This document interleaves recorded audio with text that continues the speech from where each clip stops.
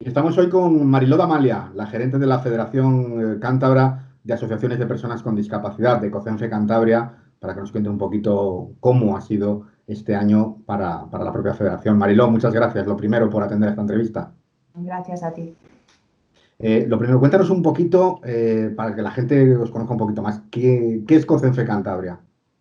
Bueno, COCENFE, que como tú bien has dicho, es la Federación Cántabra de Personas con Discapacidad Física y Orgánica y actualmente son 23 asociaciones las que están federadas. Y luego trabajamos a nivel estatal en nuestra confederación y estamos presentes en todas las comunidades autónomas, en Ujú. Ceuta y en Melilla.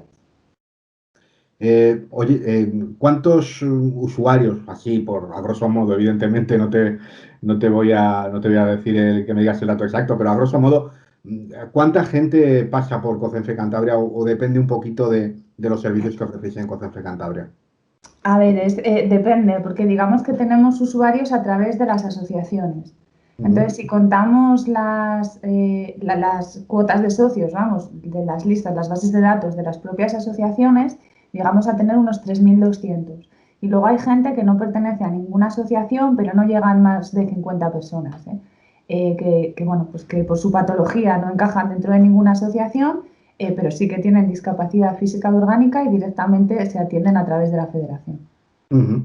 O sea, es un número elevado. Oye, ¿cómo se han vivido, sobre todo los meses de confinamiento en la federación, en COCENFE Cantabria?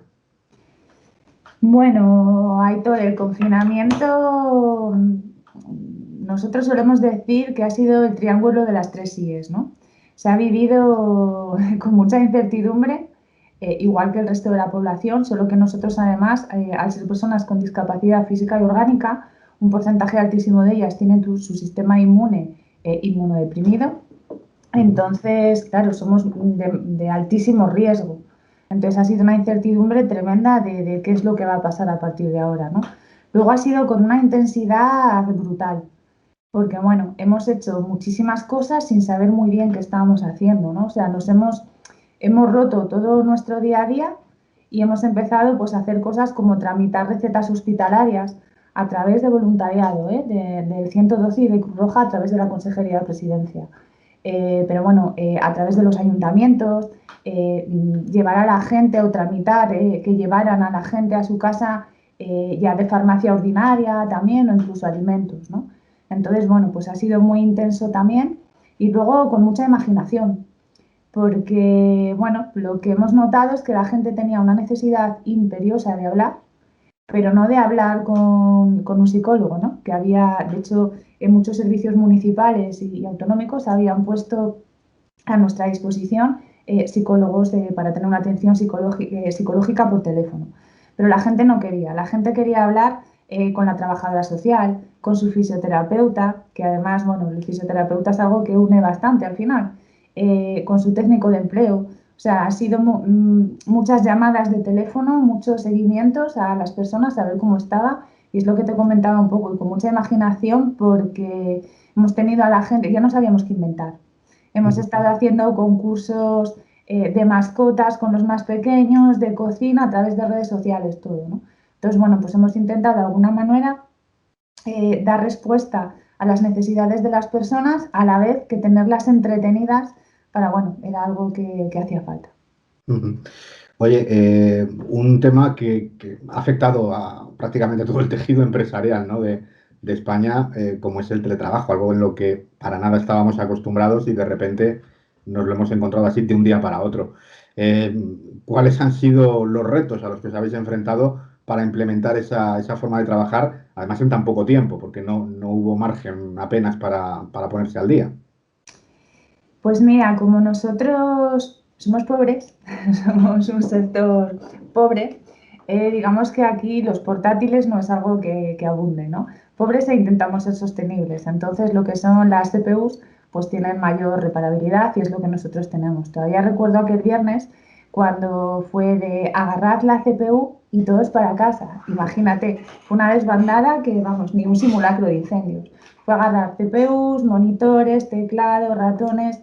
Y luego la verdad es que si lo hemos podido hacer ha sido sobre todo con dos factores que han sido fundamentales.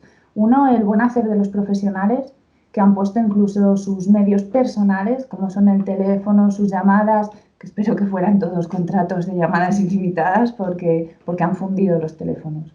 Y luego internet en su casa también. Y luego nuestro informático es un servicio externalizado que la verdad el hombre, pues como casi todos los informáticos en esas fechas, su trabajo era hasta arriba y más allá, pero bueno, siendo nosotros quien éramos y siendo servicios sociales, entendió que éramos servicios esenciales y sí que nos dio una prioridad absoluta. Ujú. Y, termina el confinamiento, salís al paso con el teletrabajo y llega la vuelta. Claro, tú nos lo has dicho, mucha gente pasa por allí, servicios de fisioterapia, además. ¿Cómo ha sido ese protocolo de cara a la reapertura del centro? Pues nosotros nos incorporamos poco a poco, empezamos a aparecer por aquí ya en mayo. Eh, las puertas, digamos, de atención al público las abrimos en junio, sobre todo priorizando el servicio de fisioterapia porque es donde la gente no podía estar más sin él, tenía un deterioro ya importantísimo. Yo recuerdo a un señor en concreto que coincidió que entraba yo al centro y estaba al fuera esperando a que le saliera a buscar su fisio, ¿no? Mm. Y, y es que el hombre hasta temblaba, estaba aterrado. Venía y me decía, es que no sé si entrar o no, porque, o sea, la gente tenía muchísimo miedo, porque era prácticamente su primera salida de casa y era para venir al fisio por una necesidad que tenía enorme, ¿no? Pero así todo tenía un miedo tremendo. Pero bueno, la verdad es que creo que lo hemos hecho bastante bien. Creo que hemos dado prioridad absoluta al servicio de fisioterapia de manera presencial, porque era algo que no había forma ya de hacerlo de otra manera. Y creo que, a ver, nos costó un poquito porque nosotros al principio de la pandemia, nosotros teníamos EPIs antes. Teníamos patucos, teníamos gorros, teníamos FPP2, teníamos quirúrgicas, porque bueno, determinados tratamientos de fisiorrespiratoria así lo exigían, ¿no? Y así lo teníamos por procedimiento. Y teníamos almacenado, comprábamos un par de veces al año y teníamos bastante, así como gel desinfectante para camillas. La primera semana del confinamiento nosotros donamos todo nuestro material al gobierno de Cantabria, como nos parecía que no podía ser de otra manera. Pero claro, luego ya sabemos todos lo que nos ha pasado con los problemas que hemos tenido para abastecernos con EPIs. Claro, Ujú. los fisios en sus tratamientos tienen que ir blindados como si fueran astronautas. Es lo que hablamos al principio, ¿no? Estamos hablando de personas con unos sistemas inmunitarios muy deprimidos. Y bueno, nos ha costado sobre todo esa parte, el llegar a hacernos con EPIs. Una vez que ya estábamos todos aquí, que hemos conseguido, ¿no? Que la gente que ha respondido muy bien rompiese ese miedo. Venían aterrados, pero venían. Y claro, aterrados la primera vez, luego veían las medidas de seguridad. El centro es grande, entonces hemos podido habilitar en vez de una sala de fisio 4. Entonces, bueno, la gente se siente más segura. Y sobre todo lo que hemos aplicado y seguimos aplicando es principio de prudencia porque somos quienes somos y la situación es la que es. Pero bueno, yo creo que nos hemos adaptado, no sé, el tercer sector, yo no sé si por naturaleza o por lo que nos toca día a día, tenemos un poder de adaptación al medio que, vamos, que si Darwin nos hubiera conocido. Hablas de esa adaptación, como entidad nos lo has contado y demás, pero claro, las entidades las componen personas. En COCENFE trabajan bastante varios profesionales. Tú como gerente, ¿cómo has visto a tu equipo? ¿Has notado ese desgaste emocional en la plantilla? A ver, a nivel de equipo, a nivel de colectivo, pero yo creo que es lo mismo que pasa un poco en la sociedad, ¿no? Yo creo que a nivel de grupo hemos y estamos respondiendo bien como grupo. A nivel individual, efectivamente, se nota, pero bueno, se nota en el equipo y se nota en el supermercado y se nota con el coche, ¿no? Yo creo que a nivel individuo tenemos todos un hartazgo y tremendísimo. Y yo creo que la factura, bueno, pues la estamos pagando y la vamos a pagar todavía en mucho tiempo. Ujú. Hablas de ahora de la factura, pero vamos a hablar de otro tipo de facturas, porque también nos comentabas que sois pobres, ¿no? Claro, en lo económico, ya vemos cómo está la situación general. Vosotros dependéis en gran medida de subvenciones y de dinero, digamos, pues eso, de subvenciones públicas y demás, y privadas también, lógicamente. Claro, tal y como está la situación general y lo que se prevé, cómo lo veis en lo económico? Pues a ver, en 2020, en un primer borrador, porque están sin cerrar las cuentas, tenemos pérdidas. Evidentemente, pues son muchos EPIs, tenemos pérdidas. Pérdidas, bueno, que son asumibles, vamos a decirlo de alguna manera. En 2021, que todavía el presupuesto no está cerrado, pero vamos, en los borradores que estamos manejando, probablemente tengamos pérdidas. Muy, muy pequeñitas, vamos más o menos a compensar, vamos a andar por ahí, pero bueno, puede ser asumible. A mí como gerente realmente, bueno, por formación profesional yo siempre estoy 2 años a vista, ¿no?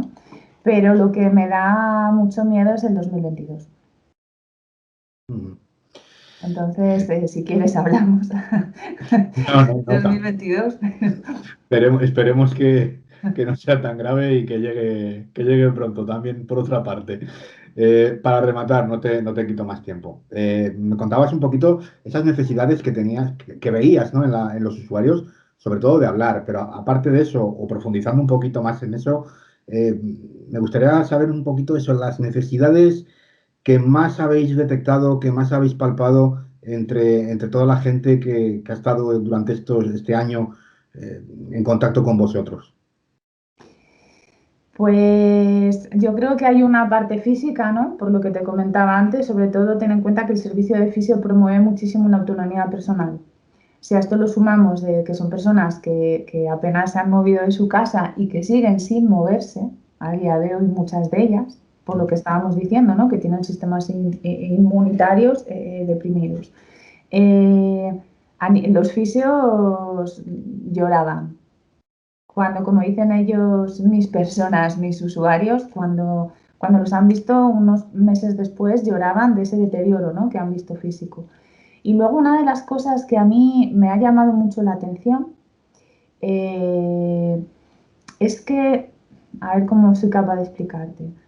Yo lo que he notado en la gente durante el confinamiento y después, ¿no? Y el agradecimiento de la gente es que la gente tenía necesidad, o teníamos, no sé, necesidad de sentir que pertenecíamos a un grupo, ¿no? Yo es lo que he notado en la gente, tanto en esos concursos que te decía antes, fíjate, concursos de comida, vídeo de no sé qué, o tanto eso como hablamos de llevar alimentos a su casa, ¿no?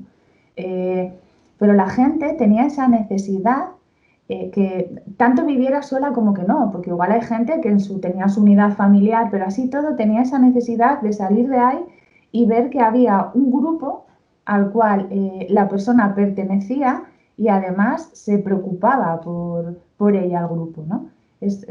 Ha sido curioso, pero yo he tenido esa sensación de que la gente necesitaba ver que pertenecía a algo, que no estaba solo. Ujú. Curioso, ese sentimiento, bueno, animales sociales, ¿no? Que es lo que somos al fin y al cabo. Mariló Amalia, de verdad, muchísimas gracias por atender a esta entrevista y nada, mucha suerte y este 2022 a por él. Muchas gracias, Aitor, muchas gracias. Hasta luego.